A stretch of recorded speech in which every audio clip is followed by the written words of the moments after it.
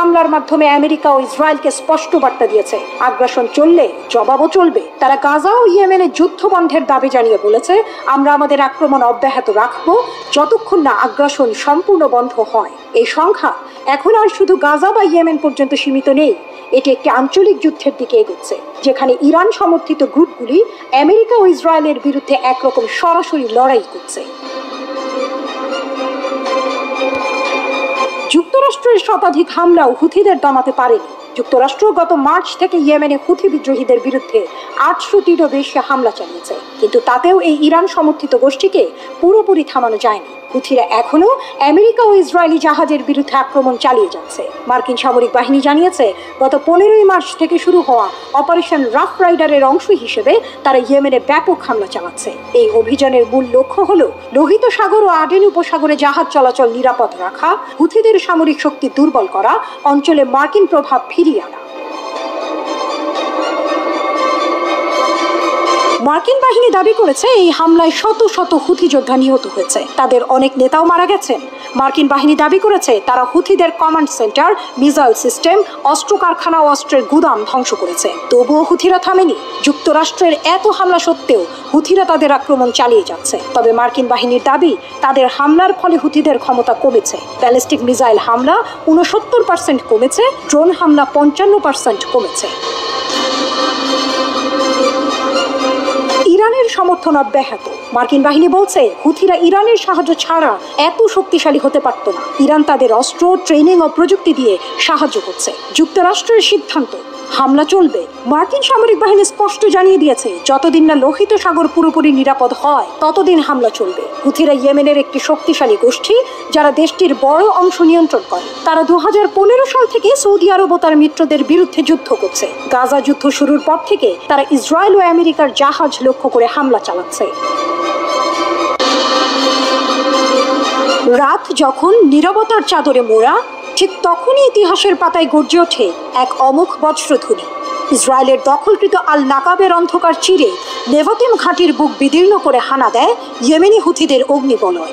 এ যেন যুদ্ধের গান, যেখানে প্রতিটি শব্দই বিস্ফোরণের মতো, প্রতিশোধের প্রতিজ্ঞা।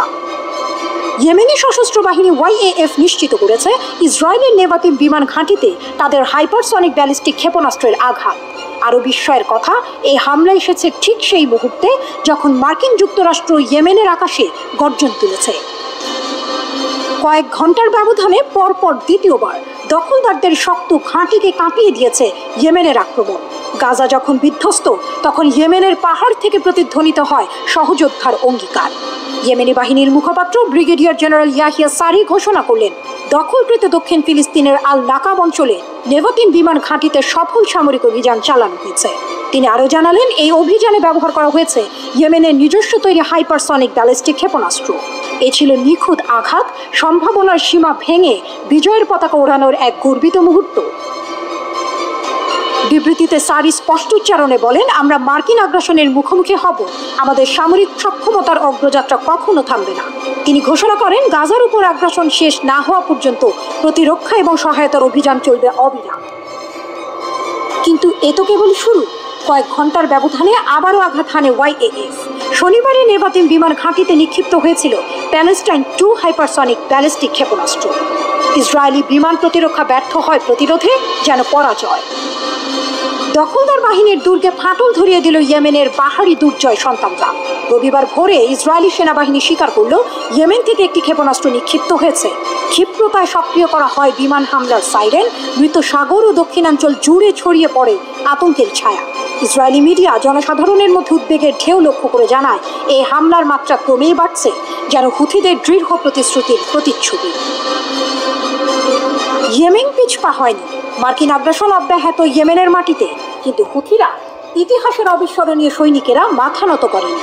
লোহিত ও আরব সাগরের তরঙ্গে ভেসে বেড়াচ্ছে তাদের দৃপ্ত সংকল্প। দখলকৃত অঞ্চলের গভীরে চালানো হচ্ছে একের পর এক শানিত অভিযান। গাজার জন্য, গণহত্যার বিরুদ্ধে লড়াইয়ের জন্য ইয়েমেন তাদের সামরিক অভিযানকে টেকসই এবং নিরলস করে তুলেছে। তাদের প্রতিশ্রুতি স্পষ্ট, যতক্ষণ না দখলদারিত্বের শিকল ভাঙে, যতক্ষণ না অবরোধের মেঘ সরে যায়, ইসরায়েল এবং তার মার্কিন সমর্থকরা টের পাবে ইয়েমেনের পাহাড়ি যোদ্ধাদের ক্রোধ। এ যেন সময়ের ক্রমে লেখা এক নতুন উপাখ্যান, যেখানে নিপীড়িতরাই ঘুরে দাঁড়ায় আর নেভাতিমের ধোঁয়ায় ঘ্রাণে মিশে যায় ইয়েমেনের অবিচল বীরত্বের চিরন্তন ঘোষণা।